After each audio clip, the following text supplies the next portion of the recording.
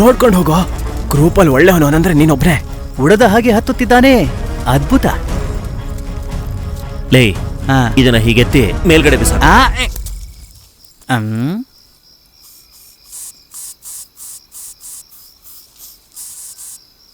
ಬಡಿ ಕ್ಯಾಚ್.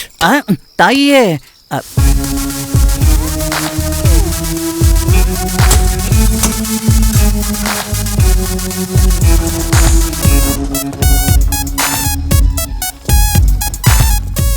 ಕಪ್ಪು ಹಗ್ಗ ನಾವು ಏರಲು, ಬಿಳಿಯ ಹಗ್ಗ ವಿಗ್ರಹಗಳನ್ನು ಇಳಿಸಲು. ಆಹಾ, ಗೊಂದಲವಾಗುತ್ತಿದೆಯೇ? See you darling. ಓ, ಇಲ್ಲೊಂದಿದ್ಯಾ? ತಗೋ. ಏಯ್, ವಿಗ್ರಹಗಳ ಭಾರವನ್ನು ತಡೆಯಲು ನಾನು ಇಲ್ಲಿ ಕಟ್ಟುವೆ. ಏಯ್, ಈ ಬಿಳಿ ಹಗ್ಗ ಹಿಡ್ಕೊಂಡು ಹತ್ಕೊಂಡ್ ಬನ್ನಿ. ಈ ಕಪ್ಪು ಹಗ್ಗ ಹಿಡ್ಕೊಂಡು ಹತ್ಬೇಡಿ, ಆಯ್ತಾ? ನನಗೆ ಗೊತ್ತಿದೆ ಕರಡಿ, ನಿನ್ನ ಮೇಲೆ ಹೋಗು.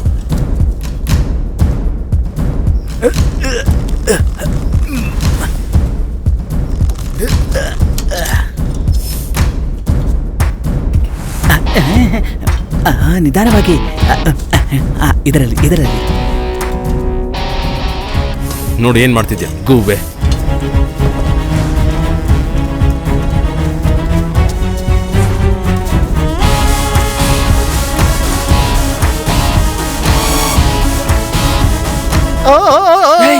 ಯಾಕೋ ಕೂಗ್ತಿದ್ಯಾ? ಜಯಘೋಷವಿದೋ. ಕನ್ಸಲ್ ಕೂಗು. ಸೈಲೆಂಟ್ ಆಗಿರೋ, ಕೇಳೋ ಕೊಡ್ಬೇಕು ನಿನಗೆ. ಸುಮೇರು. ಏಯ್, ಬೇಗ ಚೀಲ ಕೊಡ್ರೋ. ಪವರ್ ರೆಸ್ಟ್ರಿಕ್ಟೆಡ್ ರೂಮ್ ಅಲ್ವಾ? ಓ, ಬೋರ್ಡ್ ಚಿಕ್ಕದಿದೆ ಅಂತ ಸಣ್ಣದಾಗಿ ಬರ್ದಿದ್ದಾರೆ.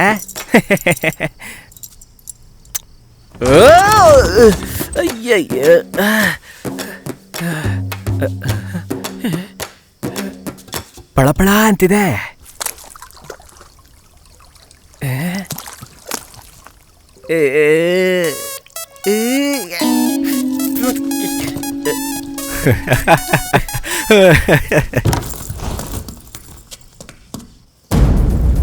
ನಮ್ಮ ಕೌಂಟ್ ಡೌನ್ ಈಗ ಶುರು ಆಗುತ್ತೆ.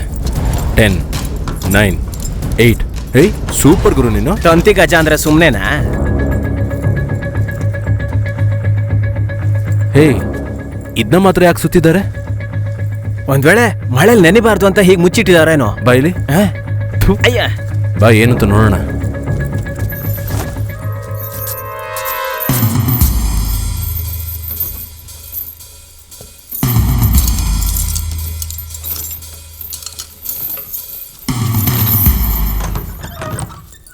ಅಯ್ಯಯ್ಯೋ, ಏನೋ ತೆಲುಗಲ್ಲಿ ಬರ್ತಿದಾರೆ ಕಣೋ. ಓ, ಇದೇ ತೆಲುಗಾ? Nice to meet you. ನನ್ನ ಸೆಕೆಂಡ್ ಲ್ಯಾಂಗ್ವೇಜ್ ಹಿಂದಿ. ಒಂದ್ ವೇಳೆ ರಾಜನ್ ಮದ್ವೆಗೆ ಬಂದಿರೋ ಮದ್ವೆಕಾಗದೆ ಇರ್ಬೋದಾ? ನಮ್ಮನ್ ಕರ್ದೇ ಇಲ್ಲ. ಅಯ್ಯೋ, ಅವ್ರ ಮುಖ ಏನೋ ಕಚ್ಚಿರೋ ಆಪಲ್ ತರ ಇದೆ. ಏಯ್, ಯಾವನವನು ಆಂಬುಲೆನ್ಸಿಗೆ ಫೋನ್ ಮಾಡಿ. ಸೆಕ್ಯೂರಿಟಿ ಅಲಾರ್ಮ್ ಕಣೋ. ಏಯ್, ಅಲಾರ್ಮ್ ಯಾಕೋ ಕೂಗ್ತಿದೆ? ಬೆಳಗ್ಗೆ ತಾನೇ ಕೂಗ್ಬೇಕಾಗಿದ್ದು. ಏಯ್, ಬಿಟ್ಟು ಹೋಗ್ಬೇಡ್ವೋ.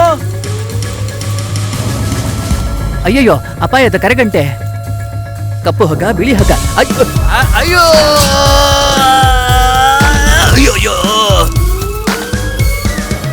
ನಾಯಕರೇ, ಪ್ರತಿ ಸಲದ ಹಾಗೆ ಈ ಸಲನೂ ಎಡವಟ್ಟಾಗಿದೆ. ತಪ್ಪಿಸಿಕೊಳ್ಳಿ. ಬೇಗ ಚೀಲ ಏಯ್, ಬಾ ಬಾ ಬಾ ಬಾ ಬಾ, ಬೇಗ ಬಾ. ಬಾರೋ.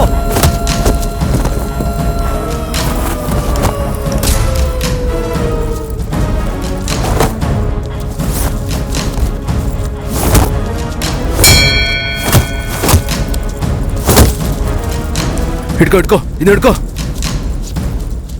ಹಿಡ್ಕೊಳ್ಳೋ.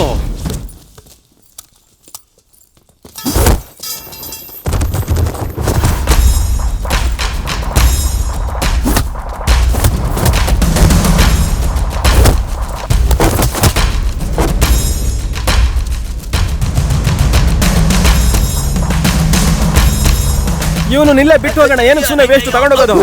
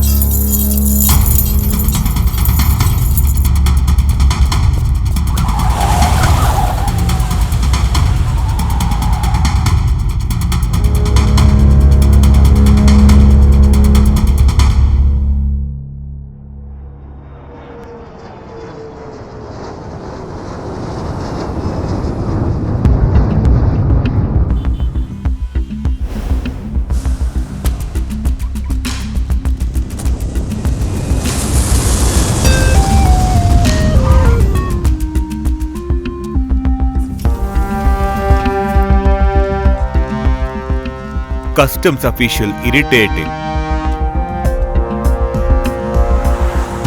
Let me just get back to Dubai. I will sort it with ICB.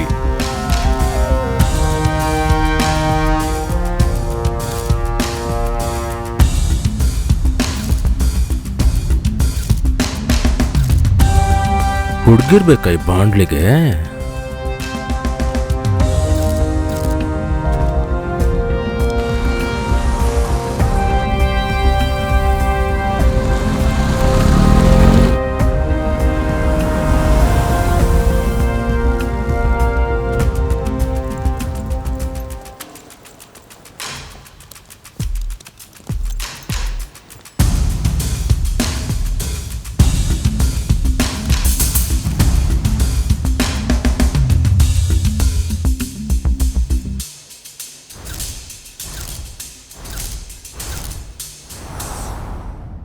ಮೊದಲ ಕ್ವಾರ್ಟರ್ ಫೈನಲ್ನಲ್ಲಿ ಪಾಕಿಸ್ತಾನ 10 ವಿಕೆಟ್ ಅಂತರದಲ್ಲಿ ವೆಸ್ಟ್ ಇಂಡೀಸ್ ಟೀಮ್ನ ಸೋಲಿಸಿ ಸೆಮಿಫೈನಲ್ಸ್ಗೆ ಪಾದಾರ್ಪಣೆ ಮಾಡಿದೆ.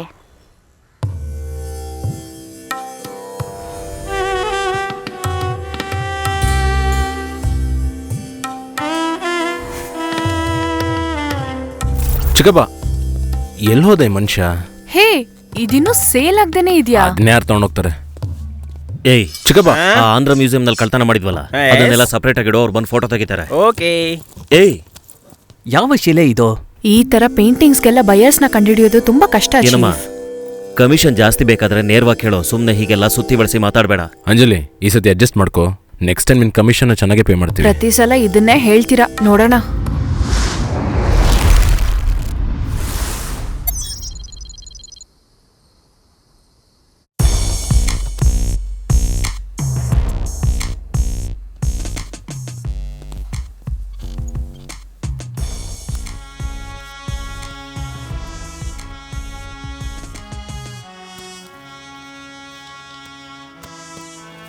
ಇದ್ರ ಬಗ್ಗೆ ಪಬ್ಲಿಕ್ಕಿಗೋ ಮೀಡಿಯಾಗೋ ಗೊತ್ತಿಲ್ಲ. ಯಾಕೆ ಗೌರ್ಮೆಂಟ್ ಮುಖ್ಯ ಅಧಿಕಾರಿಗಳಿಗೂ ಈ ವಿಷಯ ಯಾವುದೂ ಗೊತ್ತಿಲ್ಲ.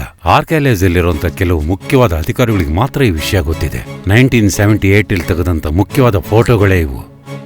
120 ವರ್ಷಗಳ ಕೆಳಗೆ ನಿಜಾಂ ರಾಜ ಆಳದಂತ ಸಾಮ್ರಾಜ್ಯ.